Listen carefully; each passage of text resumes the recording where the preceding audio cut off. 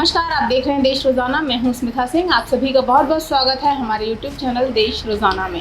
Congress party के नए अध्यक्ष को लेकर 17 अक्टूबर को चुनाव होने वाले हैं। तो चलिए इसी मुद्दे पर आपको एक खास जानकारी आज देते हैं और बताते हैं कि कांग्रेस की सबसे बड़ी सांगठनिक इकाई CWC की मीटिंग में अध्यक्ष को लेकर चुनावों की जिस तारीख का ऐलान किया गया है वो कितनी प्रासंगिक है।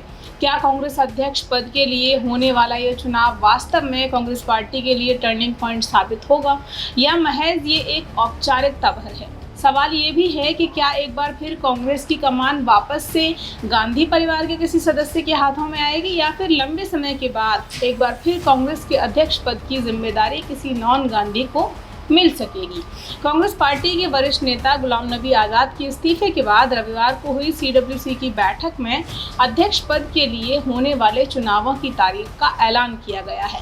बैठक के बाद कांग्रेस पार्टी के नेता मधुसूदन मिस्त्री ने जानकारी देते हुए बताया कि कांग्रेस पार्टी के अध्यक्ष का चुनाव लोकतांत्रिक तरीके से किया जाएगा। चुनाव कार्यक्रम के बारे में बताते हुए मधुसूदन ने कहा कि 22 सितंबर को अध्यक्ष पद के लिए होने वाले चुनाव का नोटिफिकेशन जारी किया जाएगा, जबकि 24 सितंबर से 30 सितंबर तक नॉमिनेशन दाखिल किए जा सकेंगे। कांग्रेस पार्टी के मुताबिक अध्यक्ष पद के लिए कोई भी नॉमिनेशन कर सकता है, कोई भी नॉमिनेशन फाइल कर सकता है। अगर कोई एक आदमी अध्यक्ष पद के लिए नामांकन दाखिल करता है तो उसका जो चुनाव है वो 30 सितंबर को ही हो जाएगा। लेकिन अगर एक से ज़्यादा लोग नॉमिनेशन दाखिल करते हैं तो 8 अक्टूबर तक नाम वापस लिए जा सकेंगे और 16 अक्टूबर तक चुनाव प्रचार का समय निर्धारित किया गया है, जबकि 17 तारीख को एक से ज़्यादा उम्मीदवार होने की स्थिति में सभी राज्यों में प्रदेश कार्यालय में वोट डाले जाएंगे अध्यक्ष पद के चुनाव के लिए। कांग्रेस पार्टी के संविधान के अनुसार जो नियम भारत के सभी चुनावों के हैं वैसा ही नियम कांग्रेस पार्टी के अध्यक्ष पद के निर्वाचन के लिए भी होगा। कांग्रेस पार्टी की ये मीटिंग ऐसे समय में हुई है जब सोनिया, राहुल और प्रियंका तीनों ही सोनिया गांधी के इलाज के लिए देश से बाहर हैं, लेकिन कांग्रेस के बीच कलह का दौर लगातार जारी है। अभी हाल ही में गुलाम नबी आज़ाद ने 5 पन्ने के खत के साथ इस्तीफा दिया। आज़ाद के इस्तीफे के बाद कांग्रेस के वरिष्ठ नेता और आनंदपुर साहिब से लोकसभा सांसद मनीष तिवारी के सुरों में भी बगावती बोल नजर आई।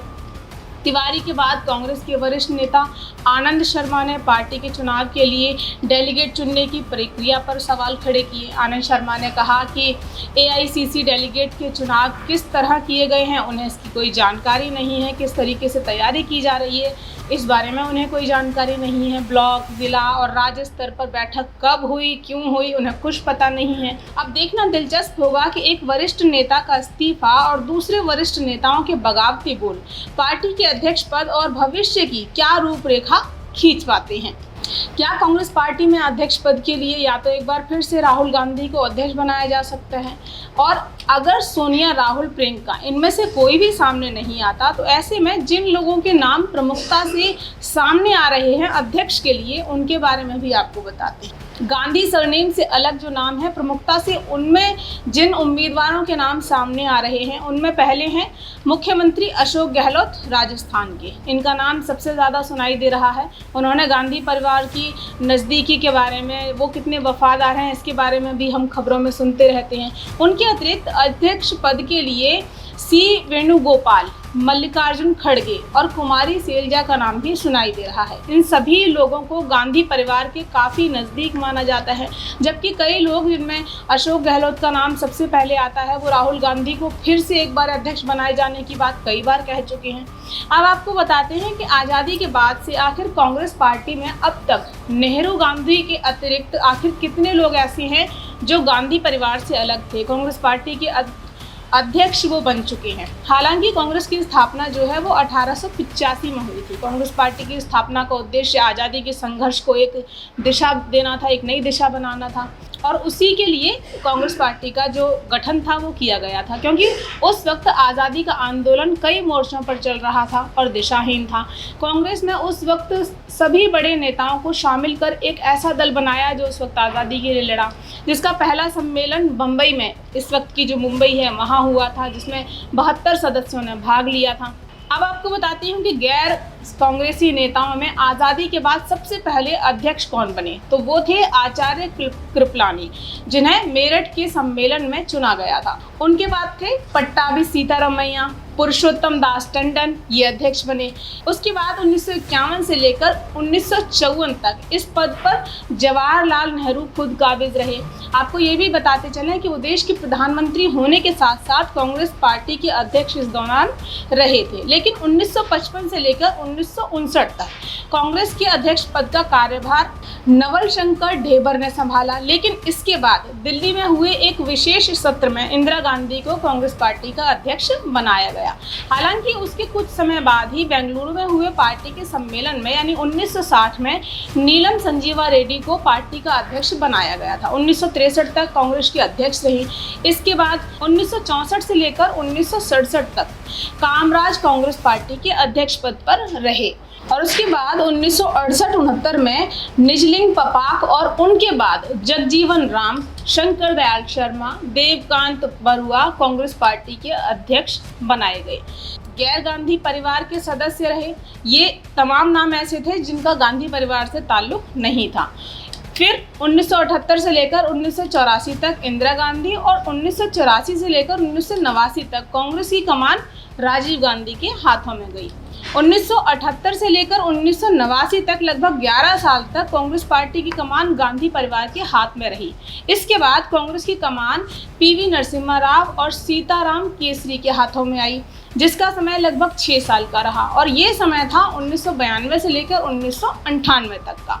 इसके बाद देश में सोनिया गांधी के हाथों में यानी एक बार फिर गांधी परिवार के हाथों में कांग्रेस के अध्यक्ष पद की कमान चली गई और तब से लेकर ये आज तक सोनिया गांधी के हाथों में बनी हुई है। सोनिया गांधी 1998 से 2017 तक और फिर 2017 से 2019 तक राहुल गांधी के हाथों में कांग्रेस का जो अध्यक्ष पद था वो रहा, यानी 21 साल तक घोषित और उसके बाद कार्यकारी के तौर पर 3 साल यानी पिछले 24 सालों से कांग्रेस की कमान गांधी परिवार के हाथों में है। अगर अध्यक्ष पदों के कार्यकाल का विश्लेषण यहाँ पर करें तो हम देखते हैं कि इतने लंबे समय तक इससे पहले कभी कांग्रेस पार्टी की कमान गांधी परिवार के हाथों में नहीं रही। सबसे पहले 6 साल के लिए जवाहरलाल नेहरू रहे, उसके बाद 6 साल इंदिरा गांधी रहीं, फिर करीब 5 साल राजीव गांधी के हाथों में कांग्रेस का जो अध्यक्ष पद था उसकी कमान रही। यहाँ हम आपको ये भी बता दें कि ये विश्लेषण आज़ादी के बाद के अध्यक्षों के कार्यकाल के आधार पर किया है हमने।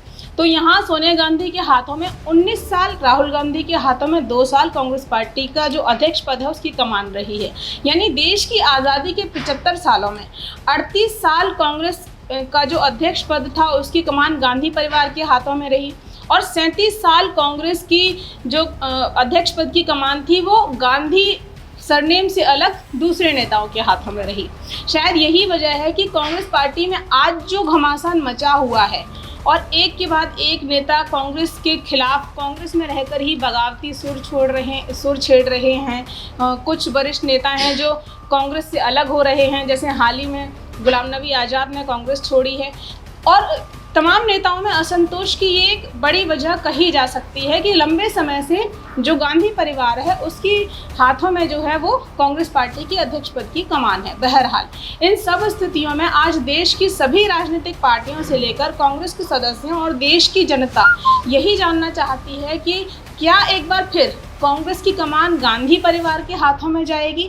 क्या फिर से कोई गांधी परिवार का चेहरा होगा जो अध्यक्ष पद को संभालेगा या फिर किसी गैर गांधी को अध्यक्ष पद की जो जिम्मेदारी है वो संभालने को मिलेगी?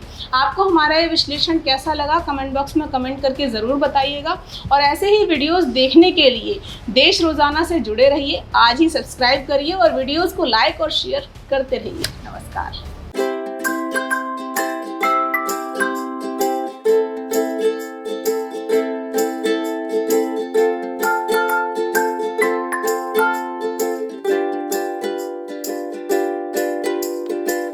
हमारे साथ जुड़े रहने के लिए देखते रहिए देश रोजाना का YouTube चैनल। सब्सक्राइब कीजिए, साथ ही देश रोजाना की खबरें सबसे पहले देखने के लिए प्रेस कीजिए बेल आइकन।